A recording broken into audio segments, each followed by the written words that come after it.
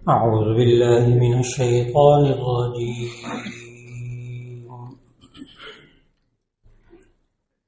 بسم الله الرحمن الرحيم.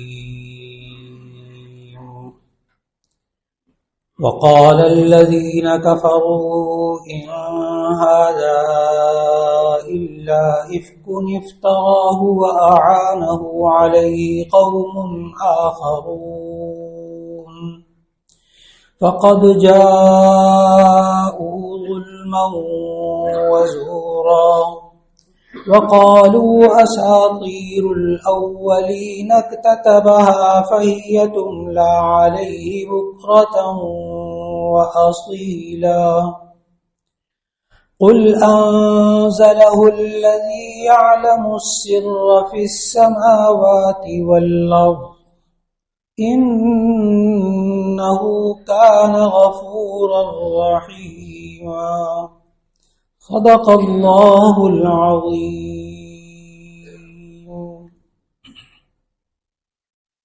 اللہ رب العزت نے 18ویں پارے میں سورۃ الفرقان کی آیت نمبر 4، 5 اور 6 کی تلاوت کی توفیق عطا فرمائی.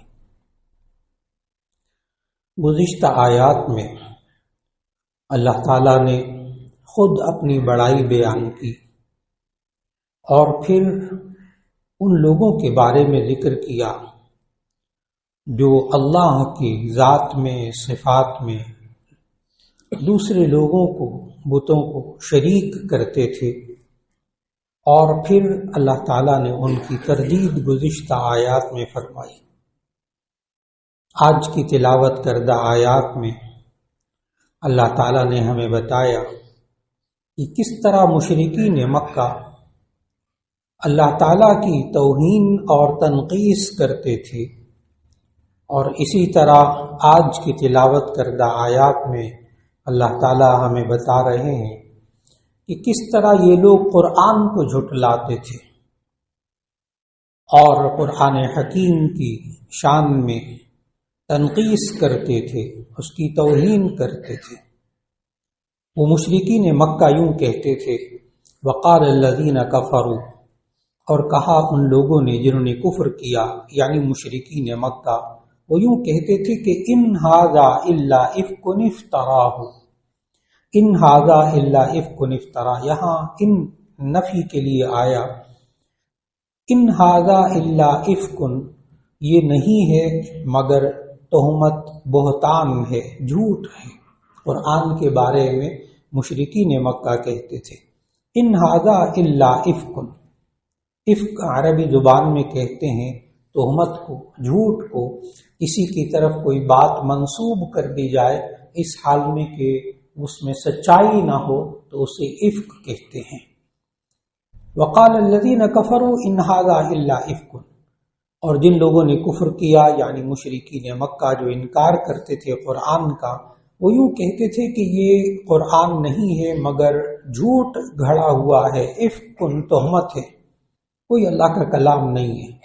افتراہ، یہ محمد صلی اللہ علیہ وسلم خود اس کو گھڑ کر لے کر آتے ہیں.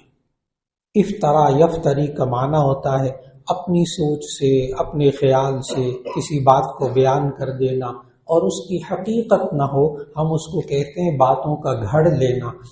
تو یہ جھوٹ ہے قرآن سارا کا سارا. افطراہ، اور یہ اپنے پاس سے گھڑا ہوا کلام ہے.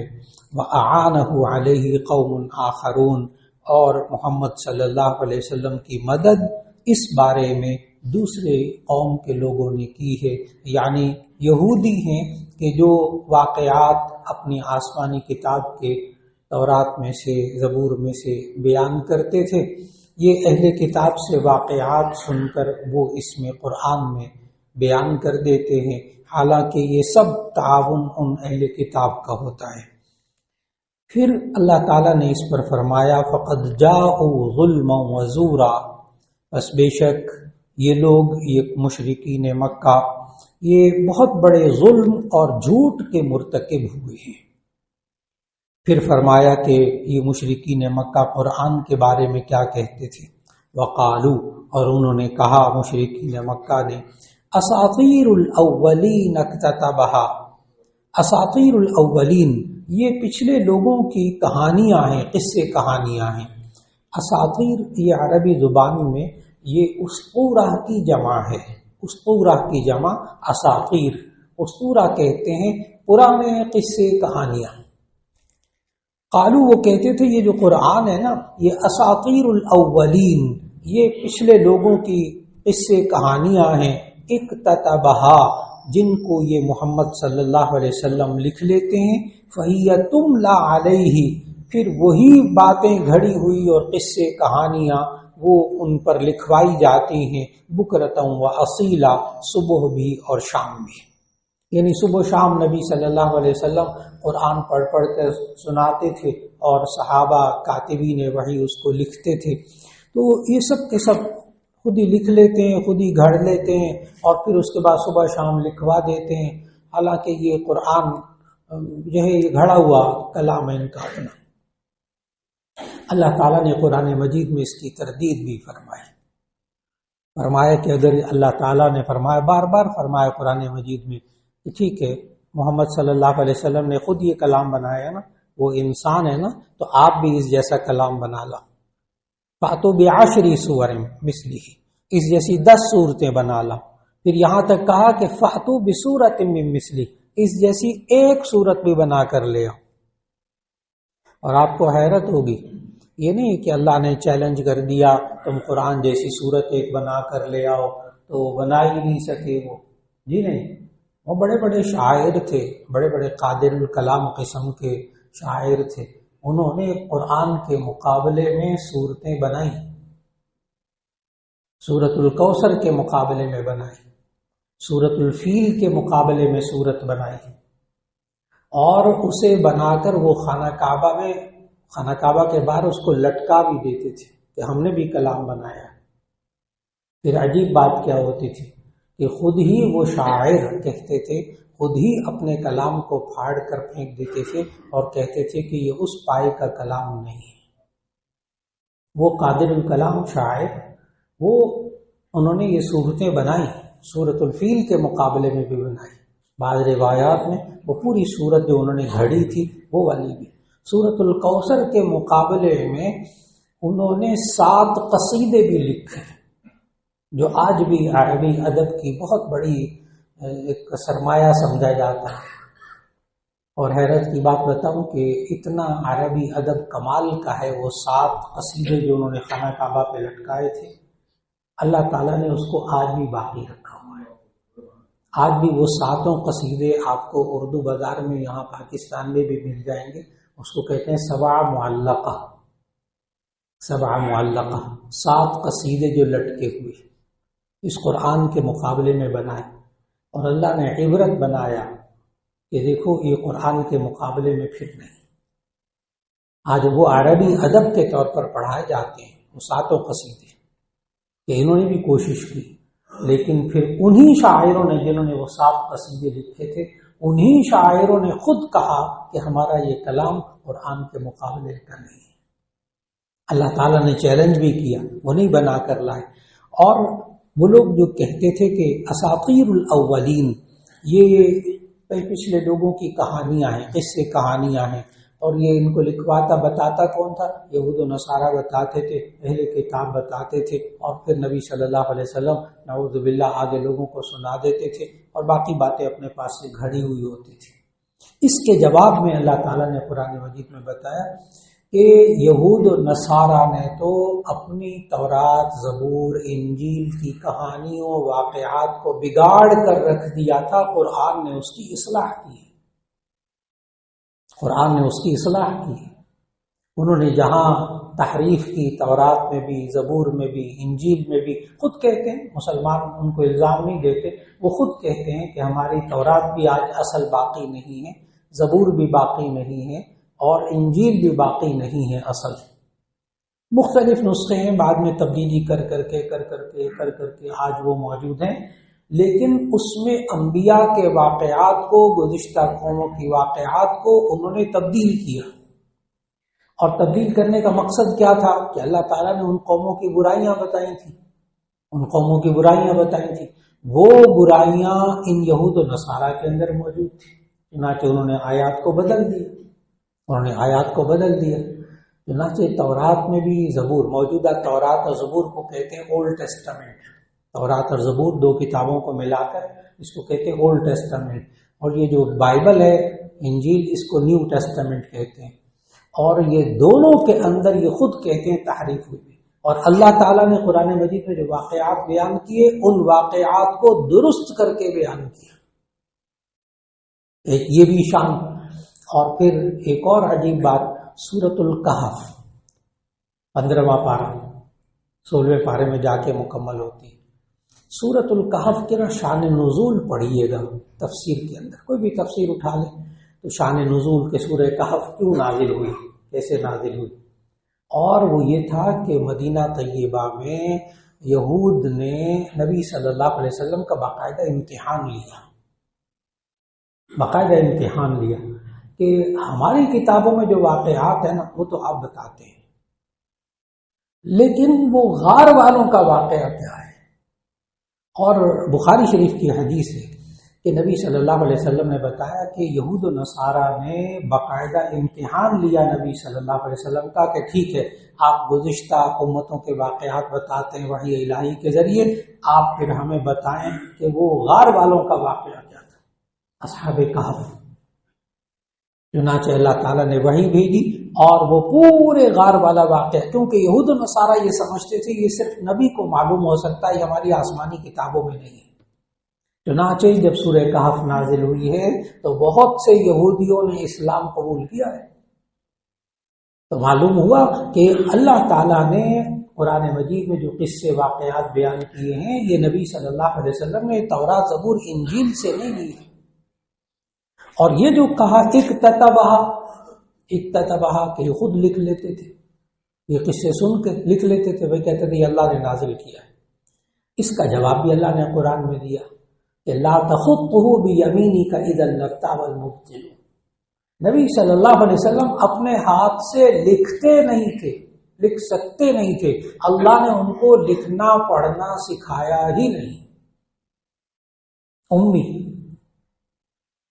قرآن مجید میں لقب آیا نبی صلی اللہ علیہ وسلم کا امی کا ترجمہ نا بعض جب میں بھی ترجمہ کروں گا تو بہت محتاط ہو کے ترجمہ کروں گا، بعض امی کا ترجمہ کرتے ہیں ان پڑھ، پرانی اردو کے اندر بعض مترجمین نے اس کا ترجمہ یہ کیا ہے ان پڑھ کا، نہ پڑھا ہوا، لفظی مطلب ان پڑھ کا مطلب نہ پڑھا ہوا، لیکن ہمارے ہاں آج کل معاشرے میں ان پڑھ کہتے ہیں جاہل کو۔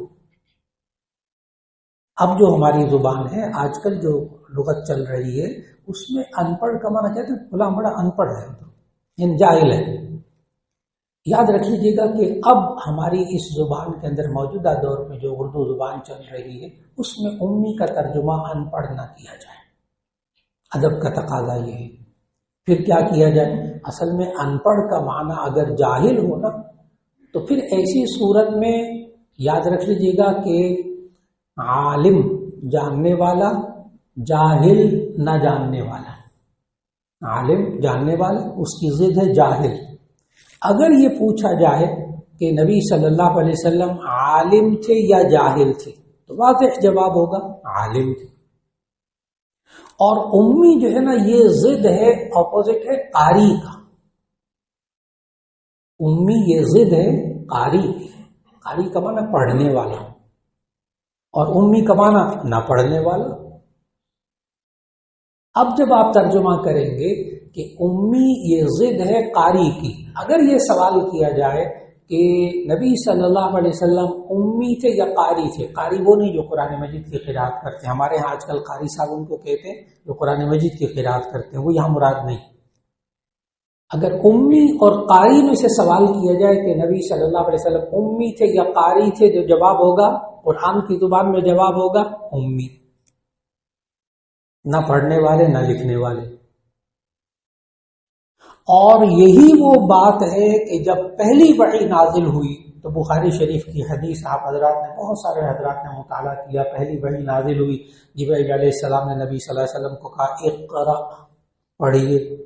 تو جواب میں نبی صلی اللہ علیہ وسلم نے بار بار کہا ما انا بقارئ، ما انا بقارئ، میں قاری نہیں ہوں، میں امی ہوں، میں قاری نہیں ہوں، میں امی ہوں.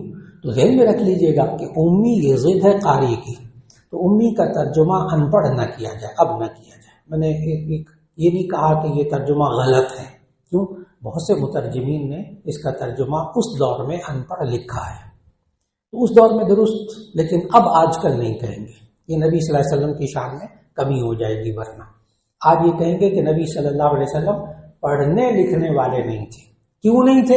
اس کا جواب اللہ نے قرآن میں دیا. ابھی میں نے آیت پڑھی لا تخطه بیمینک اذا لارتاب المبطلون. نبی صلی اللہ علیہ وسلم اپنے ہاتھ سے لکھتے نہیں تھے کہ باطل لوگ شک کرتے کہ یہ خود لکھ کر لاتے. ان کو تو لکھنا ہی نہیں آتا تھا، ان کو تو لکھنا ہی نہیں آتا تھا. اس وجہ سے یہاں جو انہوں نے الزام لگایا یہود اور مشرکین مکہ نے کہ یہ پرانی کہانیاں ہیں اور یہ اپنے ہاتھ سے لکھ کر لے کر آتے ہیں تم لا علیہ، اور پھر وہی ان پر صحابہ پر ان کو لکھوا دیتے ہیں، بالکل غلط بات ہوئی. قرآن مجید میں اس کا جواب موجود. پھر اس کے بعد اللہ تعالیٰ نے کہا کہ قل انزلہ الذی یعلم السر فی السماوات والارض. اے نبی صلی اللہ علیہ وسلم آپ ان کے جواب میں کہہ دیجئے کہ انزلہ، اس قرآن کو اس ذات نے نازل کیا ہے، یعلم السر فی السماوات والارض، جو آسمان و زمین کی سب پوشیدہ باتوں کو جاننے والا ہے. اور یہ وہ باتیں ہیں قرآن کے اندر جو اللہ نے بتائی ہیں اور گزشتہ آسمانی کتابوں میں موجود نہیں تھی، اور یہ وہی اللہ بتانے والا ہے جو آسمان و زمین کی ہر پوشیدہ بات کو جانتا ہے. چنانچہ قرآن حکیم کے اندر وہ باتیں موجود جو کہ پیشگوئیوں کے طور پر موجود تھیں، آئندہ ہونے والی باتیں تھیں، وہ قرآن کے اندر اللہ نے ذکر کر دی. اور اس کے ساتھ ساتھ قرآن حکیم ہے آسان. وَلَقَدْ يَسَّرْنَا الْقُرْآنَ لِلذِّكْرِ فَهَلْ مِن مُدَّكِرٍ. سورۃ القمر میں اللہ نے 4 مرتبہ یہ والی آیت کو دہرایا کہ قرآن بہت آسان ہے کوئی نصیحت پکڑنے والا. تو عام احکام، عقائد، عبادات، اعمال، اس کے ذکر کے اعتبار سے قرآن بڑا آسان ہے. لیکن قرآن کے اندر جو فصاحت، بلاغت اور اس کا اعجاز اور اس کے معانی اور اس کے اسرار، اس پہ تو مفسرین تفسیریں لکھ لکھ کر تھک گئے، اور کسی مفسر نے یہ نہیں کہا کہ میں نے اس قرآن کی پوری تفسیر لکھ دی ہے، اب آئندہ آنے والے اس میں سے اور کوئی نکات نہیں بیان کر سکتے. ہر مفسر نے اپنی کوتاہی بیان کی. میں نے 28 جلدوں میں تفسیر لکھ دی، میں نے جناب 30 جلدوں میں تفسیر لکھ دی، لیکن میں حق ادا نہیں کر سکا. ابھی بھی قرآن کے اندر ایسے اسرار و رموز ہیں جن کو آئندہ کوئی بتا سکے گا. یہ قرآن حکیم کا اعجاز. چنانچہ اللہ تعالیٰ نے آگے فرمایا قل انزلہ الذی یعلم السر فی السماوات والارض. آپ کہہ دیجئے نبی صلی اللہ علیہ وسلم ان لوگوں کو کہ یہ قرآن اللہ نے نازل کیا ہے جو آسمان و زمین کے رازوں کو جانتا ہے. اور آخر میں فرمایا اس آیت میں انہ کان غفورا رحیما، بے شک اللہ تعالیٰ بڑا بخشنے والا، نہایت رحم کرنے والا ہے. یہ کفار قرآن کا مذاق اڑاتے ہیں، یہ کفار قرآن کی توہین کرتے ہیں، یہ کفار قرآن کو جھٹلاتے ہیں، لیکن اس کے باوجود ان کا حلیہ یہ ہونا چاہیے تھا، ان کا حال یہ ہونا چاہیے تھا کہ اللہ فوراً عذاب نازل کرتا اور ان کو تہس نہس کر دیتا جس طرح پچھلی قوموں کو کیا. لیکن اللہ تعالیٰ نے فرمایا انہ کان غفورا رحیما. اے نبی صلی اللہ علیہ وسلم آپ ان باتوں کو برداشت کیجئے، اللہ بڑا بخشنے والا، نہایت رحم کرنے والا ہے. اللہ ابھی تو ان کی پکڑ نہیں کر رہا، لیکن اگر یہ نہ مانے تو آخرت میں اللہ ان کی پکڑ کرے گا. چنانچہ آج کی اس نشست میں یہ جو آیت نمبر 4، 5، 6 کی تلاوت ہوئی، اس سے ہمیں ایک سبق ملا کہ ہم قرآن حکیم کی تعظیم کریں، ہم قرآن حکیم کو اللہ کا کلام مانیں، قرآن حکیم کو صرف قصے کہانیوں کی کتاب نہ سمجھیں، اور قرآن حکیم میں جتنے واقعات آئے ہیں ان کو عبرت سمجھیں، ان میں اپنے لیے سبق تلاش کریں کہ گزشتہ قوموں میں کیا برائیاں تھیں، محض قصے کہانیاں نہیں.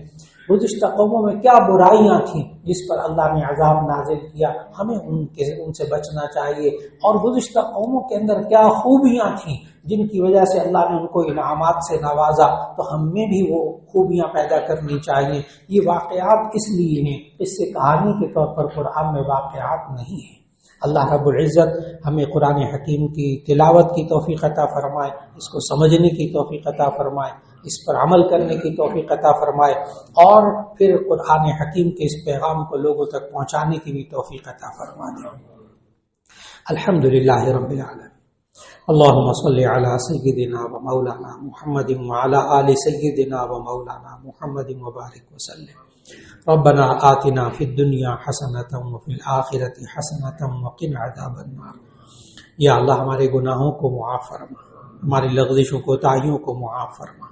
یا اللہ یہ رمضان المبارک کا رحمت کا عشرہ جاری ہے، اے اللہ ہم سب کو اپنی رحمتوں سے نواز دے، ہمارے ملک پر رحمت فرما دے، پوری امت مسلمہ پر رحمت فرما دے، پوری انسانیت پر رحمت فرما دے۔